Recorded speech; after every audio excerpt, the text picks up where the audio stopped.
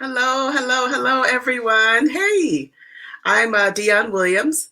Thank you for joining me today. I am the creator of the Emerge Fashion Show and also the Williams PR Group.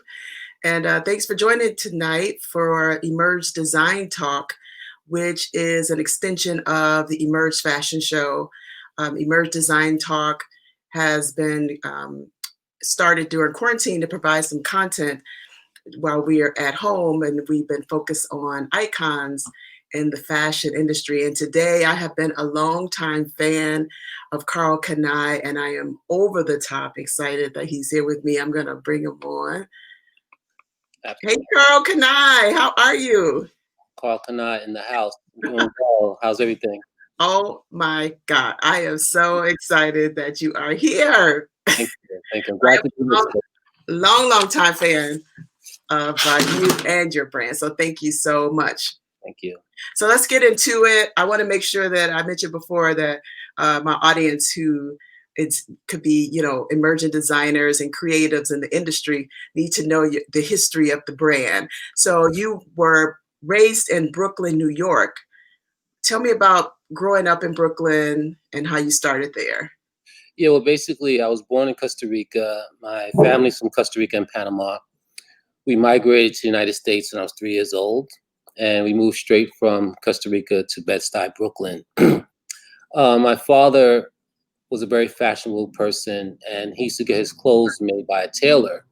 So I used to go with him to Delancey Street, Manhattan, to buy his fabrics, and he used to bring it back to his tailor in Flatbush. It was a Haitian tailor named Jack. And Jack used to make all his clothes for him. So I used to kind of just see the process of how my dad was making his own clothing without knowing how to sew or to draw. He just had good ideas. So I was just kind of watching that process. That was my first insight into learning how to make fashion for yourself. Nice. And so I've studied your story, and I've been, kind of reading up against everything about you. You started designing because you were talked about as a child with the clothes you wear. Is that how you got started, or how did you get started? Yeah, ironically, when my mom and my dad got divorced and I was in the fourth grade. Prior to that, we were a middle class family living in Flatbush, Brooklyn. And when they got divorced, me, my mother, and my sister ended up moving to the projects in East New York in Brooklyn. And the first day going outside, I wanted to meet all the kids in the projects. I was really excited. I was like 12 or 13 years old. I'm thinking we're about to go outside and play in the sand, play in the dirt, and do stuff that kids do. Unfortunately, the other kids in the project had other things on their mind. They were more worried about what you had on. So I went out there with whatever clothes I had on that my mother was giving to me at the time, and they started making fun of my clothing, laughing at it. They was like, "Oh, where'd you get those sneakers from? They look cheap. Where'd you get that shirt from? It looks like it came from the grocery store." And I was in shock. I was like, "Wow, this is crazy. I wasn't expecting that. I thought he was about to play." So I went home. I cried to my mom, and I said, "Mom, look, these kids are making fun of my clothing. I need some money to buy some clothes." My mother's from the island. She doesn't play that. She was like, "Boy, you better go out there and find yourself a job. You get one pair of sneakers for the year and you're lucky you get that. We're trying to make it in America. You worry about extra clothing, please." Right. So that was the last thing on her mind, is buy me extra clothing. So I refused to go back out there again and feel that feeling of being demoralized over my clothing. So I found me a newspaper route. I used to get up at 5:30 every morning to deliver newspapers, all because I needed to get some money so I could buy some clothing to be. Wow. So when I saved up the first $75, I bought me a pair of Pumas and a campus shirt. And now I'm reattempting to go introduce myself to these guys again Now I'm nervous because I don't know if this is acceptable or not, right? So I go back out to the mall, and everybody's in the same position they were when I left them 2 weeks ago, almost like they didn't move, right? So I go out there, and they looking at me up and down. It's like, okay, sure, you got the white Pumas. Oh, now you're cool. So I was accepted. That was my first sight of how fashion means so much to our people. Yeah. And you have to play the game right and step up your game to be accepted. And I wanted to be accepted, and I figured that fashion was my calling once I figured that out. Nice. And so how did you start your name? I was hearing the stories about how you started the name. Your name is Karl. How did you get the Karl Kani name? Yeah, actually, it's funny. Your last name is Williams. My family last name when we came to the States, my dad changed our name to an American last name, which is Williams. Oh, wow. I was Carl Williams. So I have to take you back a little bit on the story so you can understand where it came from. So basically, after I started making my own clothing, I went back to my dad's tailor and I started making my own clothing. And everybody's like, "Oh, that's cool. Where'd you get it from? Where'd you get it from?" So I'm not about to give up my secrets about the tailor to all my friends. I was like, "Hey, if you want an outfit, I'll make you one." So guys are literally giving me cash, saying, "I want 2 of those outfits. I want 4 of those." Because I was making some nice 2-piece linen outfits, but the key was I was making it in a more oversized fit, which Okay. was available in the stores because they weren't making clothes for us. You know what I'm saying? So I went in and I custom made my outfits, and guys were buying it. So my name started getting a little popular, and everyone started wondering, who's this kid, Carl, making these clothing? Hmm. So the most important day was one day I was sitting in the park, and this day changed my life. This guy walked by, he had one of my outfits on. I was bragging Hmm. to these girls saying, "Hey, I made that outfit for that guy." They didn't believe me. They said, "Well, tell him to come over here then." He comes over, and the girl says, "Who made that outfit for you?" He's like, "Oh, Carl made it. Why, what's up?" She's like, "Can I see your jacket?" He takes it off. He doesn't know where she's going with this story, but he takes it off. He shows it to her, and she's like, looking at it. She's like, "Well, if Carl made it, how come his name ain't on it then?" Oh, That's when it hit me. She's being a smart aleck, but she was so right. I was just making custom clothing with no name, no label. I wasn't thinking about branding. yeah. I didn't think at that time I could be like Tommy Hilfiger, like Ralph Mhm. Lauren, like Donna Karen. You Yeah. know, that there wasn't none of us who did this before, right? There was no blueprint to how this Yeah. happens. When she said that to me, it sparked something to me. I was like, I need to start putting my name on the clothing. So that's when I went home and I started writing Carl Williams jeans. Mm. Just didn't have a ring to it, you Yeah. know?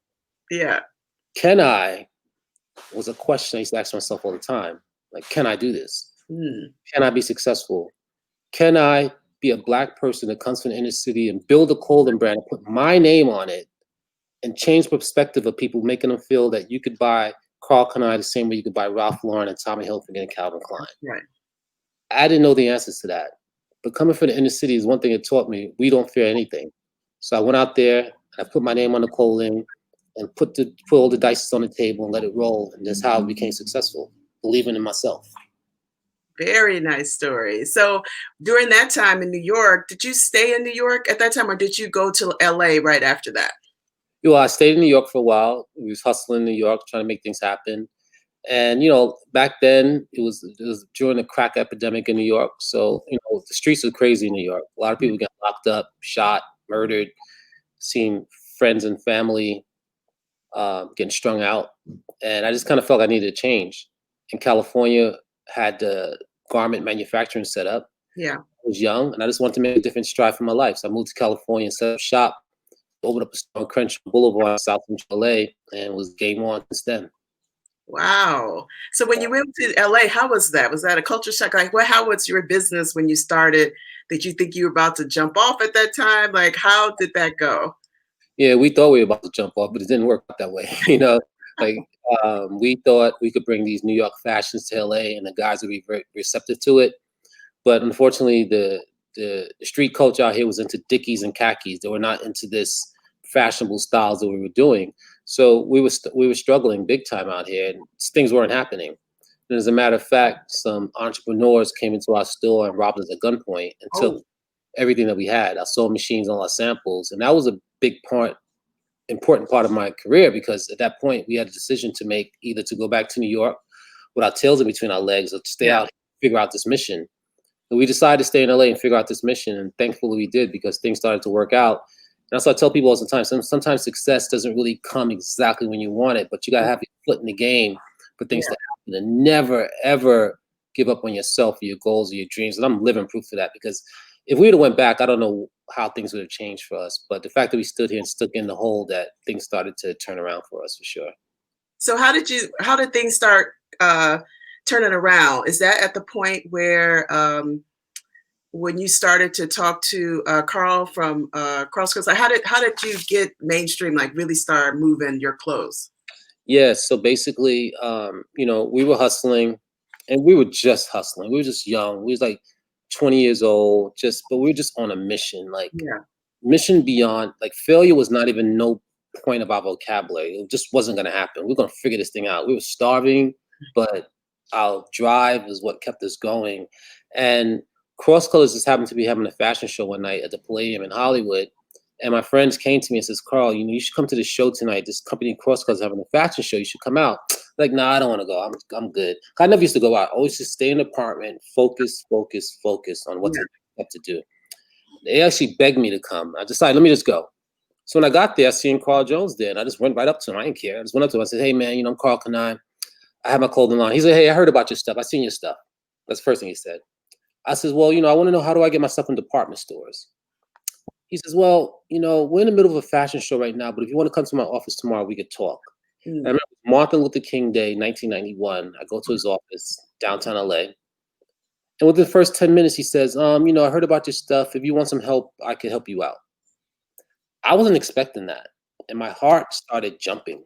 Like, literally, I felt it jumping. I'm thinking to myself, where I come from, no one just helps you out just to help you out. That's not, I don't know that culture too much. You know what I mean? So I was like thinking to myself, is he trying to steal my stuff? Like, what is he trying to do? So I had to think about it because I didn't really know what he wanted. So I went home and I told my mom about it. She says, you need to pray about this and see how you feel. Yeah. And I did.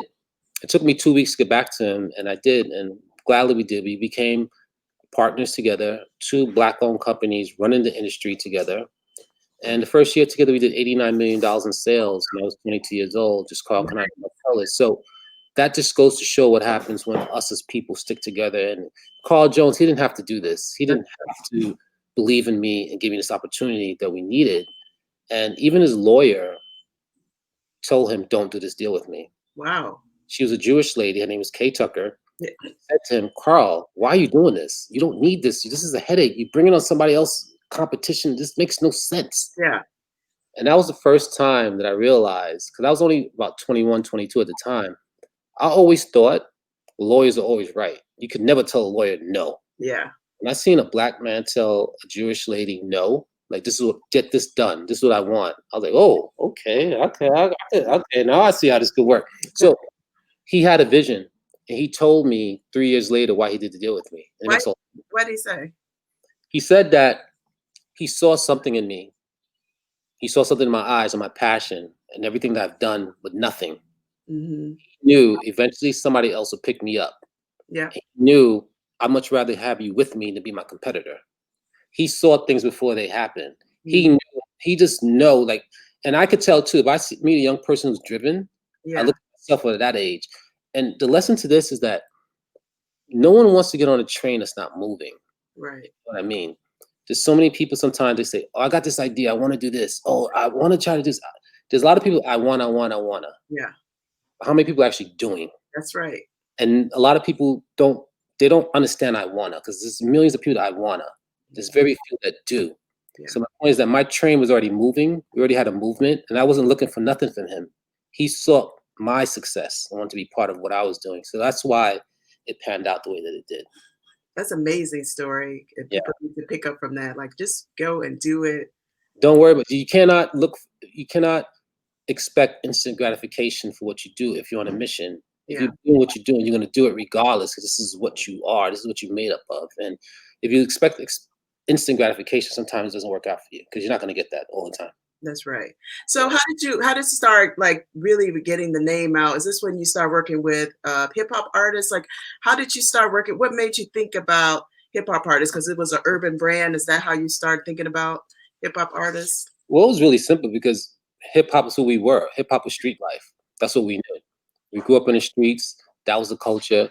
And we had friends that were rapping. So we just catered towards our audience, which is us, street. Yeah.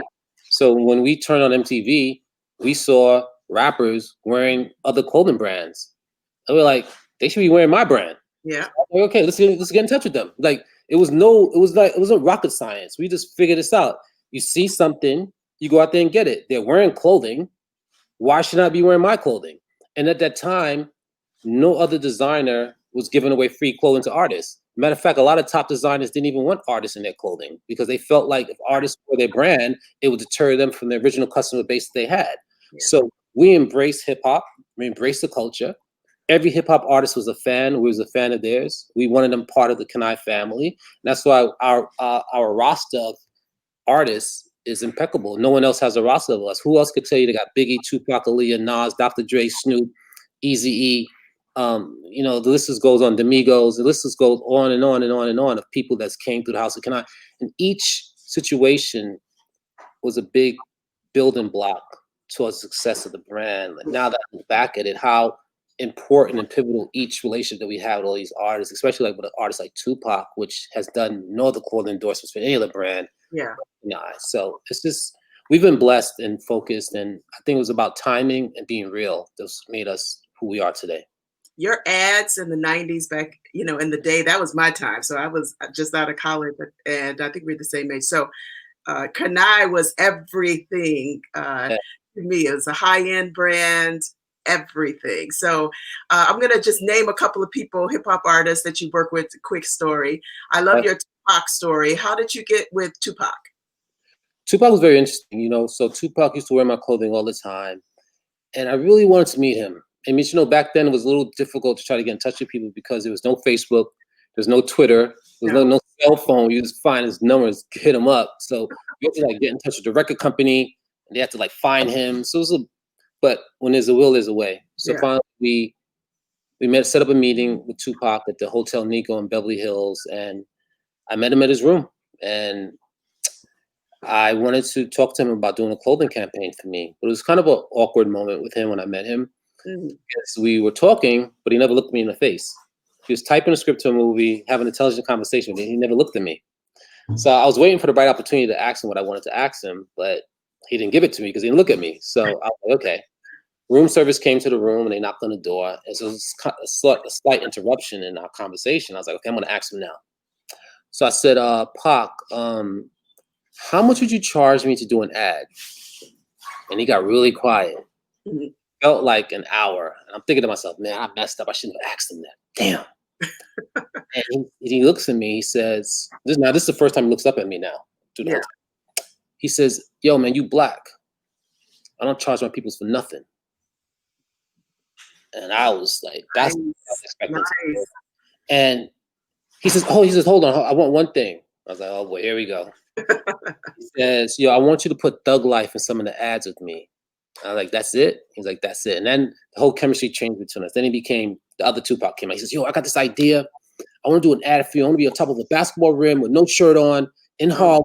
He visually directed the whole photo shoot within the first 5 minutes. Everything he said happened, period. I'm living proof this man is a man of his word. Everything he said he's going to do, he did it and kept his word.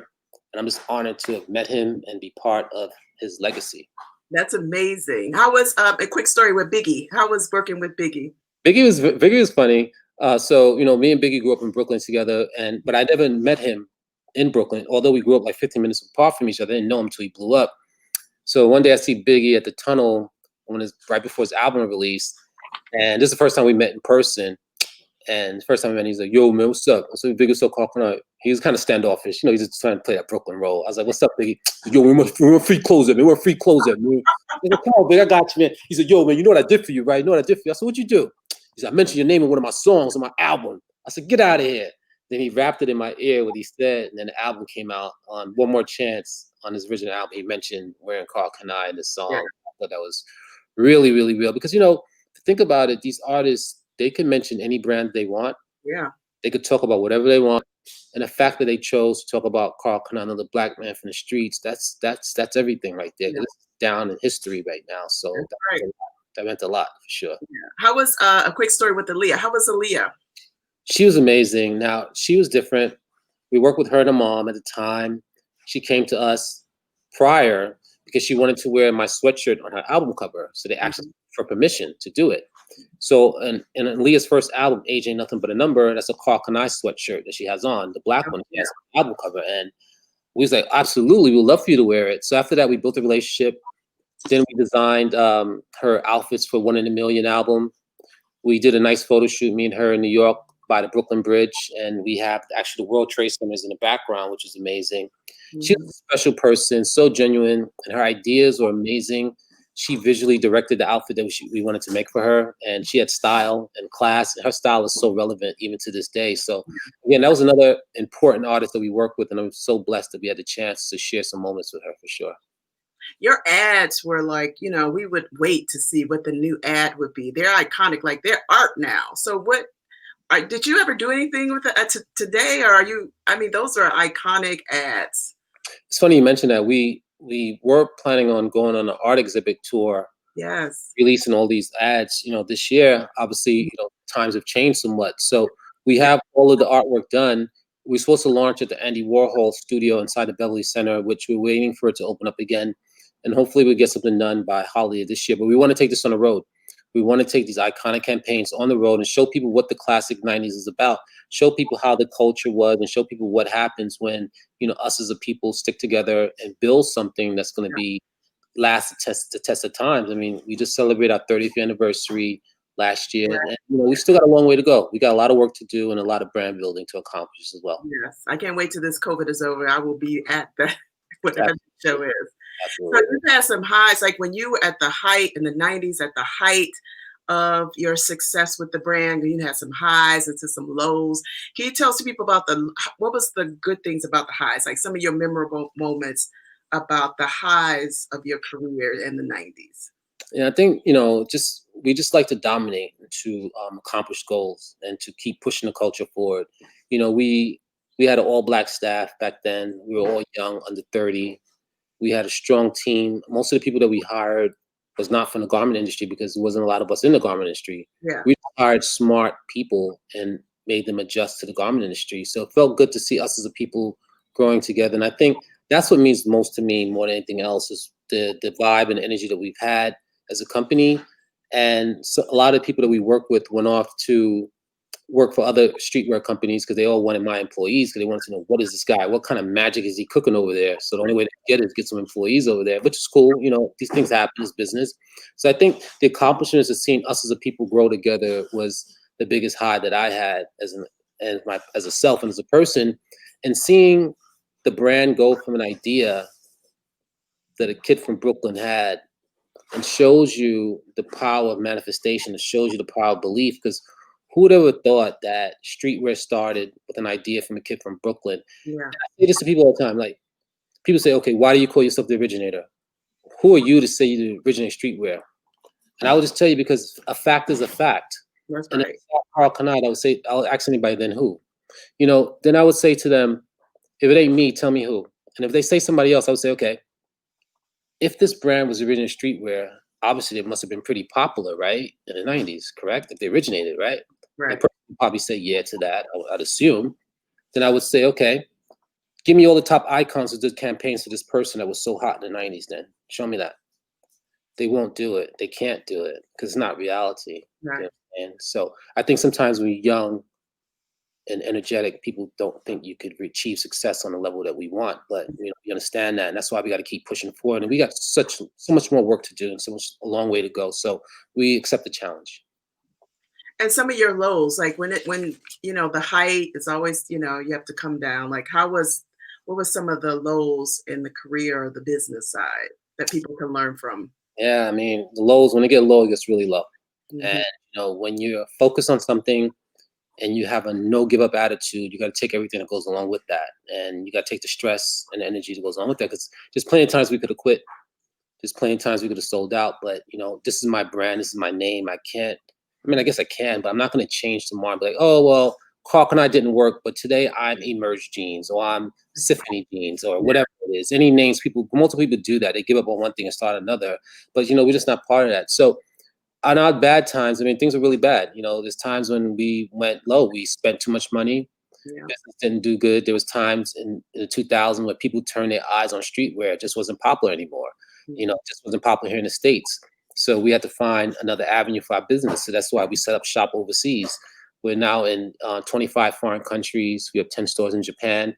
We realize this thing is bigger than this USA market. And the USA market can be kind of fickle at times. Today they want it, and tomorrow they're off. And that's kind of the way the business works. So you got to learn how to adjust with those things. Don't take it personal. It's just it's just a generational thing. Like right now, this generation growing up now, they're into the 90s culture. They In the 2000s, that generation, they didn't care nothing about the 90s because they wanted to be the furthest thing away from the 90s culture. Yeah, It yeah. was on some other stuff. So now this culture is back. But the key was we're successful because we never gave up. We were here, keep trying and trying and trying until this thing comes back around. Now we're ready to accept this new level of success. How did you handle bootleggers back then? I know back then everybody wanted to have, bootleg Karl Kani. How did you handle that? That was a problem, and that was a huge problem. And we learned very quickly that you don't have the rights to, if somebody's bootlegging your product, you do not have the rights to go into the store and take that product out. We had to find out the hard way. Yeah, Some of my friends try to do that on my behalf. They used to go in some of these Korean stores, watching them bootleg the Karl Kani product. My friends were pissed. The stuff was cheap. They were selling it for cheap, and people were actually buying it because they wanted the brand. So yeah, one of my friends went in there and just took all the stuff out the store, and he got arrested. Small charge, but it was petty theft. But they told us, listen, yeah. even though that's your logo on there, it's still their property. You got to go the legal route and go through this process of getting your stuff out of the store. So we had to kind of figure out how to deal with this, and we did because we weren't going to give up. But eventually, it kind of worked itself out. Good. So I would ask about the social media age. Like, what do you think about this new? I know you kind of touched on a little bit. What are you guys doing now? It's the social media age and influencers and things like that. How's the brand working with that? Yeah, we had to adjust because back in the days, it was about advertising and Vibe and Source and Double XL magazine and King magazine, and those magazines are not really relevant to this young generation, and we had to learn to adjust to influencers now. And life and this whole business is about adjustment. And the minute you get to the point where you don't want to adjust, I realize no one cares. Yeah, No one cares. All it means that you're old, you're out of touch, and see you later. And people will move on. So we had to learn how to readjust our values and our direction for marketing and advertising. And luckily, we were able to do that. We've been blessed to have great relations like the group like the Migos. Quavo came to me in 2015. We talked, and he wanted to bring back the Karl Kani stuff. He said, I want to bring your stuff back like Biggie and Tupac. And I was amazed that he said that. And I love the fact that he said that. And everything he said, he did. He rocked the Karl Kani stuff. He reintroduced it to his generation, his yeah, fan base, and they gravitated to it. And I think that's really is important. Hip hop artists too are very influential in terms of fashion. yeah. So, what do you say to emerging designers that are coming up? Emerge, focuses on emerging designers. What advice do you have for them to starting out and get, continue to get going and be creative and everything that has to come with owning a brand? Yeah, I think that, if you get into this business and you say, oh, I want to get into this business, make a quick buck, I don't know, this may not be the right thing because this is a business where you can make a lot and you can lose a lot very quickly, but you got to be in it all in. You cannot look for instant gratification in this business. It will come, but it just takes time. You got to be all in. You got to always continue to create, be innovative and find your lane and try not to be like everyone else. You got to find something that's a little bit different than what's out there. Look into your closet, see what you're missing, see what you don't have, and maybe create a line around that, something that you understand, and make people like what you like. And that's really the key. Is like I made people like the style of clothing that I like, so that way designing is pretty simple to me. I just design what I like. Now, if I'm trying to be what I'm not, it's a lot differently because I don't understand a different lifestyle. So why should I design stuff I don't understand? Yeah, People could tell through your collection whether it's a believable line or not. So I think be true what it is, and your greatest asset is your name. Your name and your trademark is your greatest asset. yeah. That needs to have a lot of thought, a lot of time. You got to make that name mean something. Because once you can make that name mean something, you could brand yourself in so many different ways. What's next for the brand? Just worldwide domination. We just want to continue to grow. We have a home furnishing division coming out. Oh, nice. Furniture. We got some plans right now to do some expansions over in Europe as well. And I just feel like in today's market, you got to be always think forward and always think about expansion. Because if one market's not doing well, you can always expand to another market. So that way you keep the whole circumference of the brand growing. The only one brand that I kind of look up to, Yeah. the brand I used to wear back in the days growing up, is Ralph Lauren. Oh, yeah. And when I say look up to, it's only for a certain reason. Ralph Lauren been around since before I was born. Since 1967 is when they started. He started off being a tie salesman. And what I love about his brand is that he's always expanding. Ralph Lauren has over 200 licensees for his brand, 200 different categories of companies who wants part of that Ralph Lauren brand to continue to grow. Yeah. Those things are about expansion, and those things about direction and vision, and I respect that. And when I look at the company, I look where we are. He kind of gives me a milestone as to how we need to grow and how quickly we need to grow. So we've learned a lot, and we're in this for the long haul. So what have you been doing while we're closing up during quarantine? Like, what have you been doing? Well, I turned my studio into a gym. Started with that. I got me a little Peloton bike, Oh, okay. a weight bench, some curl bars. Gyms are not open right now. So Yeah. that I say that because I really feel strongly that your mental and your physical kind of goes together for success. Because not every day is gonna be your best day. You're gonna have down times. So the last thing you want to do is not be ready, not feel good physically, and also go through turmoil business wise. It Yeah. could be a bad downward spiral of mental Uh, destruction. You know what and I'm saying? So they kind of work hand in hand. I figure if control what you can control, and you can't control your health. If you can control that, control that. Business things, you can't control everything that comes your way. So those things you got to kind of take it and deal with it as they come along. yes, I can't wait to order. I have to order my Karl Kani. People can go on karlkani.com to get it or follow him on. Oh yeah, karlkani.com is the best place to get it. We have a full website. The new collection is dropping end of October. Some exciting pieces, great quality stuff, and we're gonna keep pushing it forward for sure. Yeah, follow him on Instagram at Karl Kani. I just want to say from me and my audience, we want to thank you so much for taking out the time. We are grateful to you for everything that you've done for fashion and the culture. Thank And you. I appreciate you spending out this time with me. Absolutely, this has been fun. It's been great. Anytime, love to share the story. Yes, I love that. Thank you so much. Thank you. All right, take it easy. Peace.